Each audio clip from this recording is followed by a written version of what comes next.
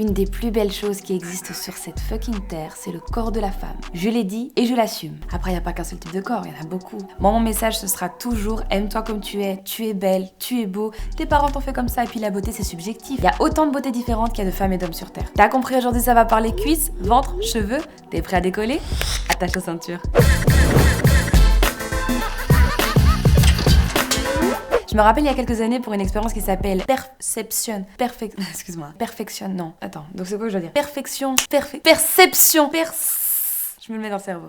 Perception de la perfection, on avait demandé à 18 femmes graphistes quels étaient les critères de beauté de leur région. À ces graphistes, on leur a donné la photo du corps d'une femme et elles ont dû le remodeler en fonction de ces critères. C'est là qu'on s'est rendu compte que la taille fine, c'est un atout majeur dans beaucoup de pays, mais moins en Espagne par exemple. Alors qu'en Italie ou en Chine, elle est très très fine. Direction la Belgique. On dirait pas que tu traites une vache.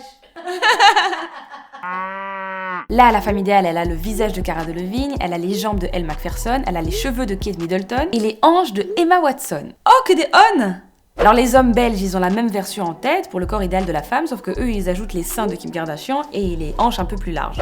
Oh, on arrive en Chine. Pendant la dynastie des Qing, donc 1644-1912, la mode, elle était à la maigreur. Et plus une femme était fragile et pâle, et plus elle respectait les canons de beauté. Et je sais pas si tu sais, mais les petits pieds, c'était un atout de séduction de fou malade. Donc dès leur plus jeune âge, les pieds des petites filles étaient bandés très très serrés. Mais à force de les bander, les orteils se retrouvaient sous la plante de leurs pieds. Ce qui faisait penser, si tu cherches bien, à une fleur de lotus, symbole de la beauté et de la pureté en Chine. À cette époque-là, avoir des petits pieds, c'était carrément une garantie de trouver un bon mari et de gravir l'échelle sociale. En 1911, cette tradition a été abolie parce que c'était considéré comme une torture. On reste en Asie, mais on va au Japon, et là, pour plaire, la femme fait ressortir son côté enfantin. Des grands yeux innocents, et puis s'ils sont grands, et puis s'ils sont ronds, mieux c'est. C'est pour ça que pas mal de femmes se font débrider les yeux, en fait. Mais moi, ce qui m'a étonné, c'est le critère de beauté suivant. Avoir des dents de travers et des canines proéminentes. Ça a même un nom, ça s'appelle Yaeba, et ça signifie multicouche. Direction l'Afrique centrale. En République démocratique du Congo ou en Centrafrique, là-bas, c'est le culte des rondeurs. Donc là-bas, pour être considérée comme belle, une femme doit être curvy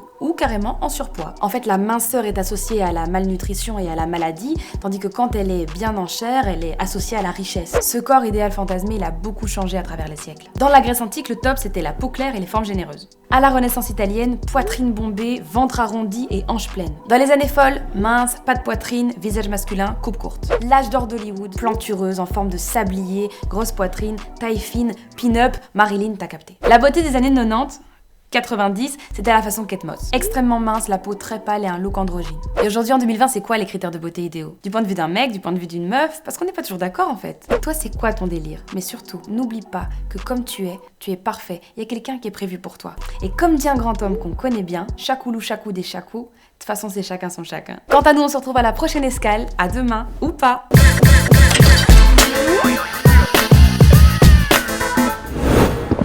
Move Radio, Hip Hop Nation.